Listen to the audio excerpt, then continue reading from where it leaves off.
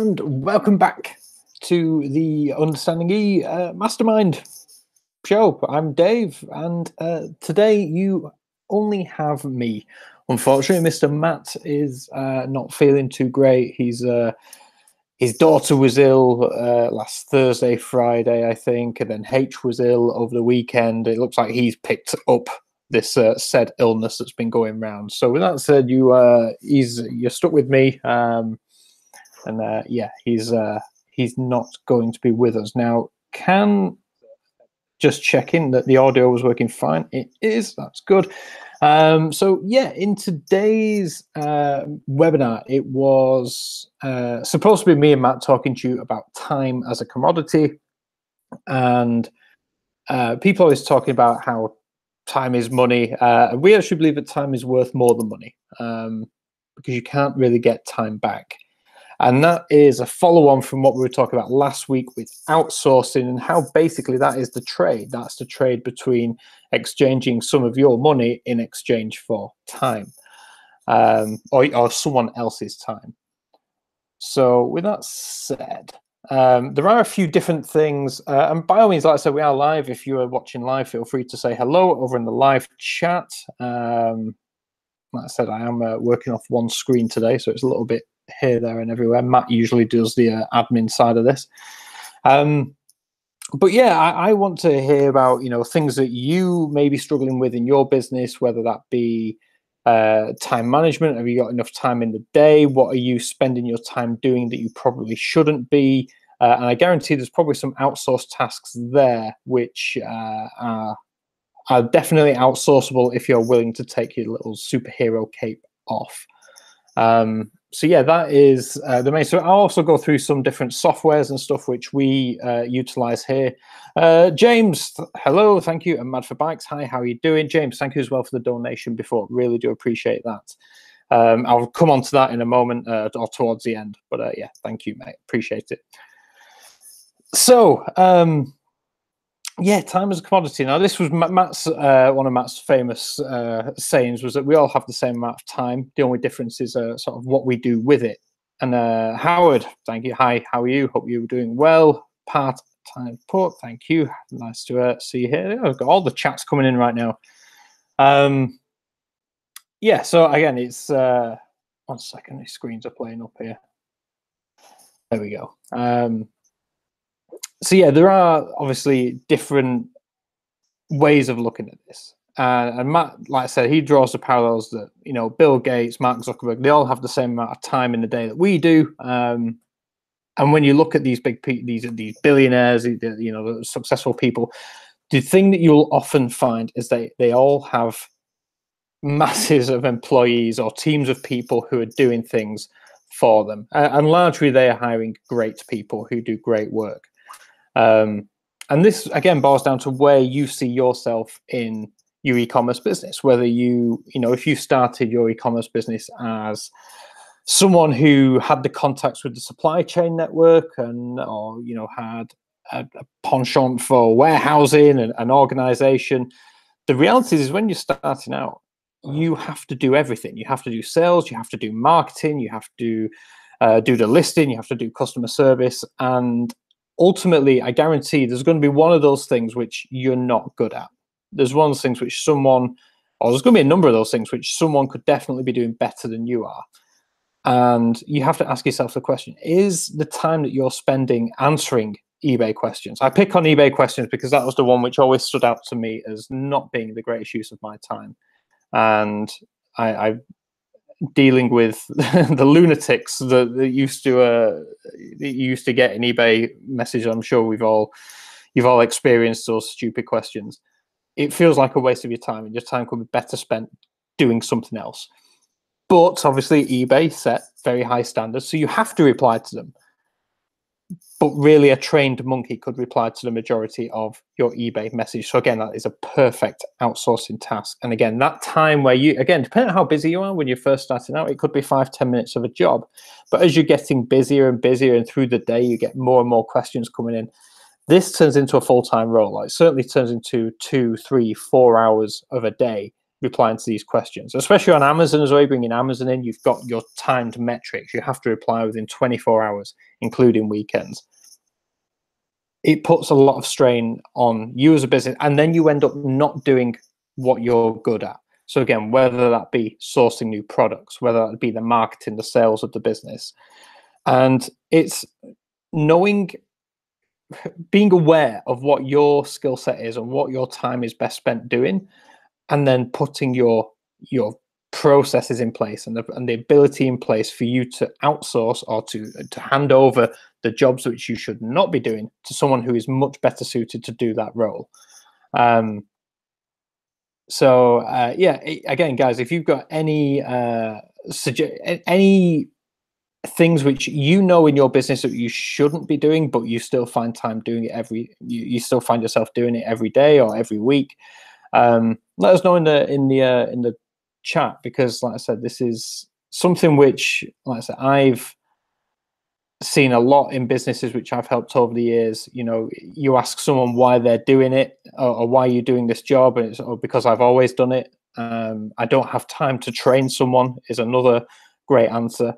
And you just think, well, if you just spent that hour, 2 hours training someone, you'd never have to touch it again, and it would instantly pay it back. You know, immediately. Howard said, I can spend 8 hours a day trying to get any sort of answer from Amazon. Yeah, that is a great one. And again, that is a great outsourcing task. If you've got an outsource, you can say, right, I want you to badger Amazon support or Amazon's customer service until I get an answer. Because the amount of time, you know, again, I know exactly what you mean. Trying to get hold of Amazon at the best of times is difficult. And then it's a total potluck as to who you actually get hold of. Do you get hold of someone who's just going to read a flow chart, or have you got someone with a bit of a brain cell who's willing to actually understand your issue and try and fix it?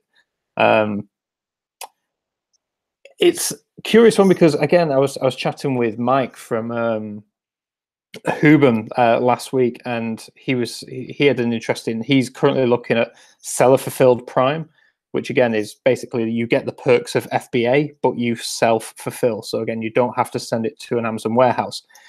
That's very interesting. But Mike was asking me the question. He's like, this sounds sort of too good to be true. Amazon are ringing me up, blah, blah, blah. And I sort of said to him, I said, it's a little known secret, but Amazon actually do have account managers. They are just like rocking horse poo. They are pretty rare. So yeah, there you go, Howard. You've gone self-fulfilled Prime on Amazon, so about 5 times Amazon to eBay. That's it. And Howard, did you see a huge difference with when you sort of made the switch to self-fulfilled Prime? Because again, that Prime logo is dynamite for listings. If you don't have the Prime logo, so if you do have the Prime logo as opposed to not having it, I've heard or seen stats that it can be up to a 60% increase on what your previous numbers were. Yes. So again, you know exactly what you're talking about, and you've elected. And again, I'm thinking about your product range, Howard. You've probably got some products there which don't quite fit fulfilled by. I mean, some will, but again, fulfilled by Amazon, there might be some that will get a little bit expensive. James, hobby base. I imagine your stuff would be perfect for seller fulfilled Prime, because, like I said, you'd and FBA can't be too expensive, but. Yeah, it's a new thing. I remember Jim from Your Wild over in America. He was, we had a chat last year, and this was obviously an American pilot that was rolled out. He got asked to utilize it, and he noticed a difference right away. And you do have to jump through the hoops. You do have to meet Amazon's criteria, but if you get it right, and if you've got the right processes in place, then it's definitely worth looking into. Because you can save those storage fees and everything else. Right. So anyway, get back on track. But yes, no, self-fulfilled Prime is definitely worth looking into. Now, the other thing that we wanted to touch on today was, again, with time, is that whatever you'll notice, or if you haven't noticed, that whatever it is that you spend your time on in your business is the thing which tends to succeed. Matt was a great example of that last year. You know, he invested his spare time into YouTube, and we all know how that went. for a long time, I had a Instagram account, and for the Manc Entrepreneur page, and I never really bothered much with it, and it never really did much. And then I got chatting to Theo, a friend of mine who was much more into this, and he sort of said, just update. This is how you do it. This is, hashtags are just as big on, if not bigger, on Instagram than they are on Twitter. Do this, do that, and I started doing that. On whatever you put your attention to, you will see the benefits grow. And Nick's asking, how does seller fulfill Prime work if you're at East Coast and shipping West Coast with a £50 package?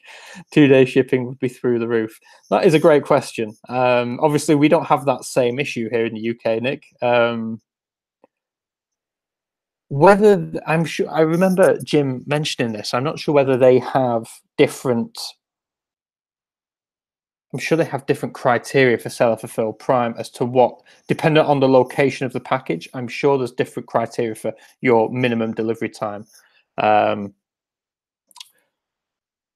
in the UK, it certainly seems to work best with Royal Mail due to the price, but with other couriers, it's, again, depends on the product size and weight mainly, but one to be aware of. Now, James, I just wanted to, since you're in the chat, do you mind if I share some figures that you sent me last week regarding your website increase over the past couple of past 2 years? Because again, I think it's worth drawing the comparison there about the time you've invested in content creation, in your website, in Google reviews, in everything else, and the results which you've seen, as opposed to the easier route of opening up an eBay store, an Amazon store, and putting products up there and largely instant success. Or not instant success, but instant sales, and from there you can build. So sure, brilliant, thank you. So this week I am doing a talk with the Online Seller UK guys, and I asked James if he could send me some stats, because again, I know James has been super busy with his content creation. Now let me get the page up I need. So I'm going to share my screen with you very quickly. It's I've not finished working on the slide deck yet, but give me a second. So here we go. This is like I said, a case study for the talk that I'm giving on Thursday, and yeah, this is a direct comparison. So I put James's figures into a pie chart, and this will sort of give you a visual example of what happens when you invest your time somewhere. So this was James's channel split for 2016. It's 36% eBay, 62% Amazon, and 2% website. Now, that is 98% of your eggs in someone else's basket. And especially in the case of Amazon, we all know how ruthless Amazon can be. If James made a mistake in a listing, if one of his competitors decided they wanted to try and cause him some havoc, report him for something, overnight, Amazon could suspend James's account, and all of a sudden 62% of his business in 2016 would disappear. And the reinstatement process for Amazon is not fast. It can take weeks, it can take months. That's if they ever will, depending on the severity of your of whatever it is you've supposedly done. You may never get back on, which would be a huge dent to James's business. So in 2017, it's fair to say that James has spent a lot of time investing in content creation. We've spoken about lots. He started smashing YouTube videos, which were really good, and then he noticed Facebook Live. That was another part of his content creation policy. He invested a lot of time in his website with SEO and also the reviews. I mean, James, again, feel free to correct me. I think you said you have, in the last year, you've had over 2,000 Google trusted reviews for your website. And in comparison, Hobbycraft, who are the market leaders, well-known brand with retail store, they had 700. So you more than doubled the amount of positive reviews left for your website from the market leader, who I think's market cap was around 10 million. So, but then we compare that to your channel split for 2018 so far, and eBay has actually gone up 2%, but Amazon has been the sort of big one, which has dropped by about 15%, and it's largely been taken up by your website. So you've got 38% eBay, 47% Amazon, and now 15% website. Obviously, in sort of, the visuals do it justice on its own, but obviously, and I remember, James, you said in the email that you're hoping throughout this year to try and get your website up to 30%, and that is an ideal situation, because then you've got equal slices of the pie. If anything happens to one of them, you've still got 2/3 as a safe bet, then your business will likely still be fine. Whereas previously, if Amazon went, that was near enough 2/3 of your business gone. So that is, this is a perfect example of time being a commodity, where if you spend it wisely, the things that you focus it on is where you're going to see the best results. And James, thank you for letting us share that. I'll stop sharing that and put this face back up. And yeah, it's that's a huge win for James. And like I say, I know he's continuing to work. I know he's working on, I think James, get me words out here. Howard has said, James, is AdWords working for you? And hat tip on the reviews. I think, and again, feel free to correct me if you're wrong, James. I think you said you use Google Shopping AdWords. So again, Google Shopping is a hugely underutilized tool for a lot of people. Setting up the Google Shopping feed is relatively straightforward, depending on what sort of platform you're using. And yeah, James, AdWords is working well. Constant tweaks and analysis needed over the last few months, but it's paying off. And again, that's another great example, is that, you know, a lot of people will set up AdWords and then forget about them. And the problem is that everyone else, all your competitors, they're constantly tweaking them, and then within a few weeks, your AdWords are out of date. They're being outbid. They're not performing well, and they're losing money. You're not seeing the ROI. You're not seeing the CPC that you need, and certainly not the conversion rate. So again, whatever you focus your time and attention on is where you'll see success. And James, about 10% cost to revenue, but we keep the customers. And that is the key one. With eBay and Amazon, there is no loyalty to your brand, your website, your shop, your store. Again, I strongly believe that still the majority of people who buy on Amazon just think they're buying from Amazon. Even though more than 50% now of orders are all fulfilled by third parties, most people are just presuming that it's coming from Amazon. With your website, you actually have, you have that brand recognition. People are seeing your logo. They're getting to know you as a business. It's the feeling of a small independent, a family-run business, not some giant entity like Amazon. But you also keep the details. And obviously, with GDPR coming out in the next, it's about a month's time. I think it's 25th of May. And we will do a webinar on GDPR. I want to stress that neither me nor Matt are experts on this. In fact, I will maybe try and grab an expert to join us on that, because it is very, very interesting, and one that, as an e-commerce business, you need to be aware of. So all of the sort of sneaky marketing, tricks that businesses used over the years, like auto ticking boxes for you to be on the mailing list, all that has to stop from the 25th of May. And I'm sure none of you guys are doing that sort of stuff, but needless to say, there are certain rules. You have to make sure that people you can't basically automatically opt in people to your mailing lists. You can't assume an order email, an order confirmation is also permission for you to send marketing stuff. So it is, we will talk about GDPR over the next coming weeks.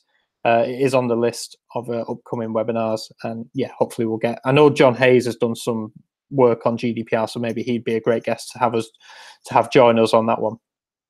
But yeah, ultimately, if you can get people into your ecosystem and subscribing to your mailing list, consuming your content on social media, YouTube, wherever it may be, they are much more likely to re-engage with you and repurchase. And that's it. As soon as you have a repeat customer, you have that cost per conversion comes down very, very quickly. Howard says, I took my off the ball with Google Shopping. The cost ratio went too high for products sold. And absolutely no bundled consent. That is absolutely right. GDPR means no bundled consent. I know if you're American watching this, you may be thinking, what is GDPR, and ultimately it's a rule coming in through the European Union. It stands for the General Data Protection Regulation, and it covers, it's already been confirmed that it will cover the UK and even post-Brexit, so GDPR will still be a thing in the UK. But ultimately, even if you are American, you still need to be aware of this, because if you are holding any European or British customers' details, you have to be GDPR compliant.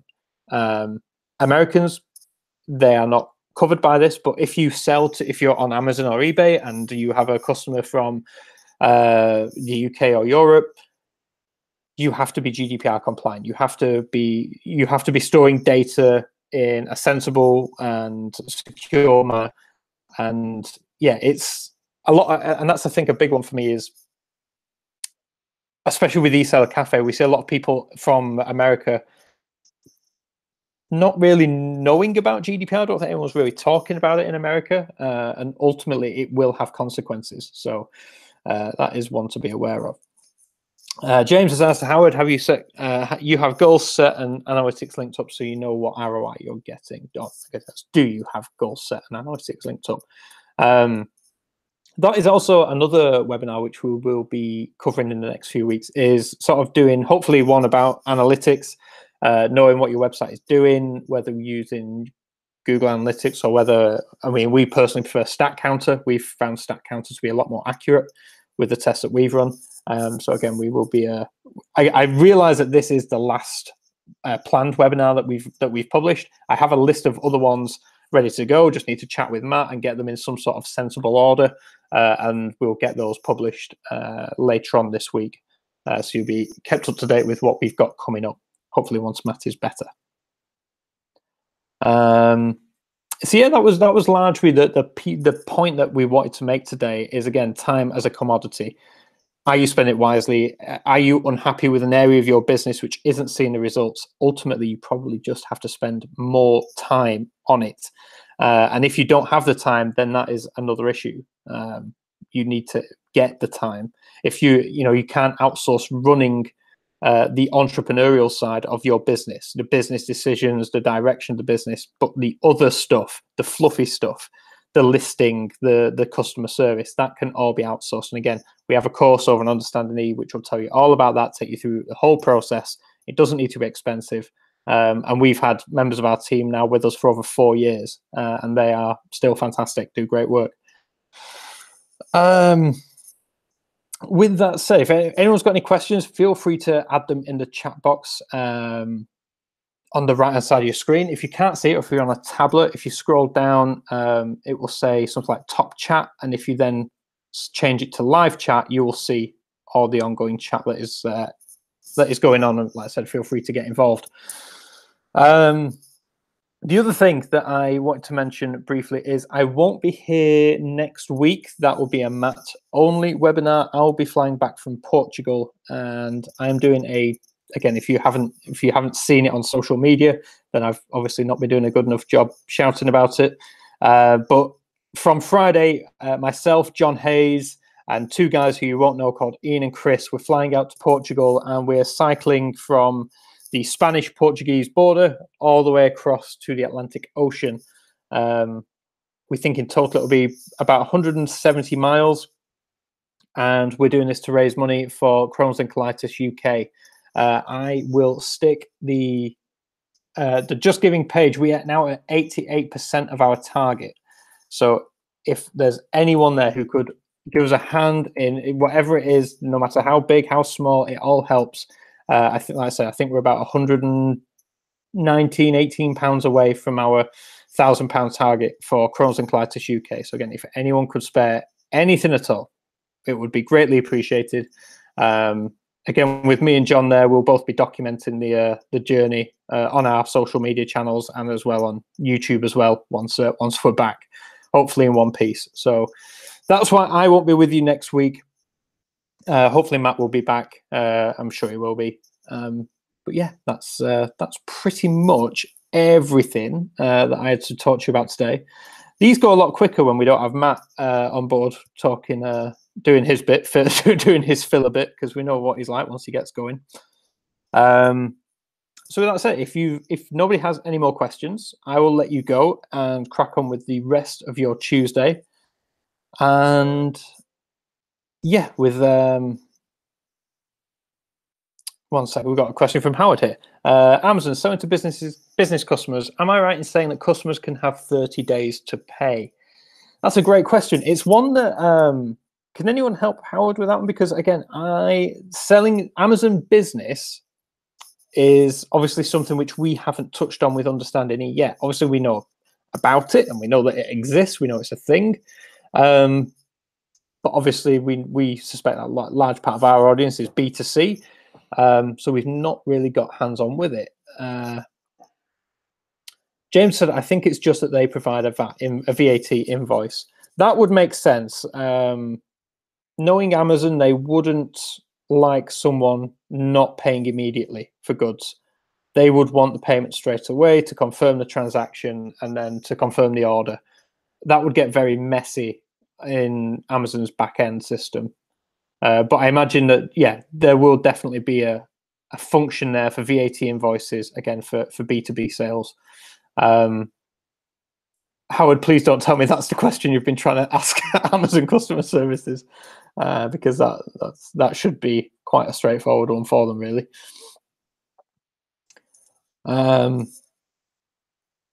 Yes, on invoices, but heard they can also take 30 days. It's up to us to chase.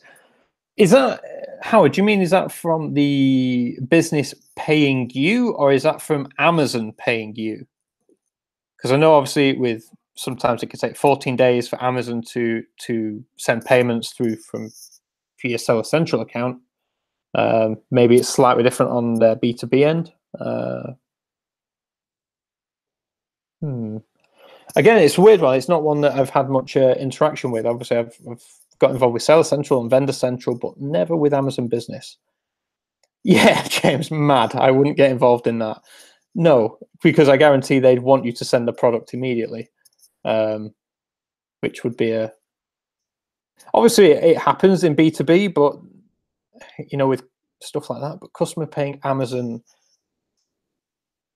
us on B2B. Wow.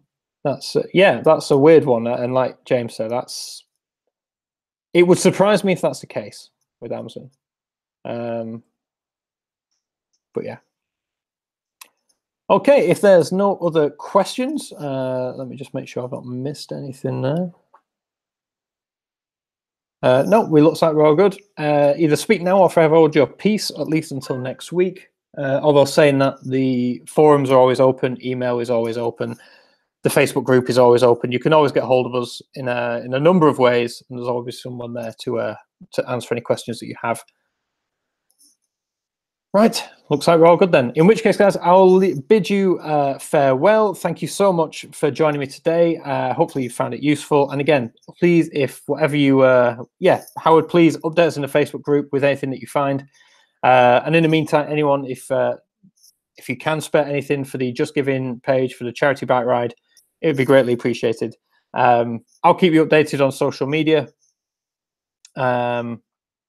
And in the meantime, I won't see you next week, but I will see you before the next webinar. With that said, guys, thank you so much for watching. I'll catch you next time. See you then.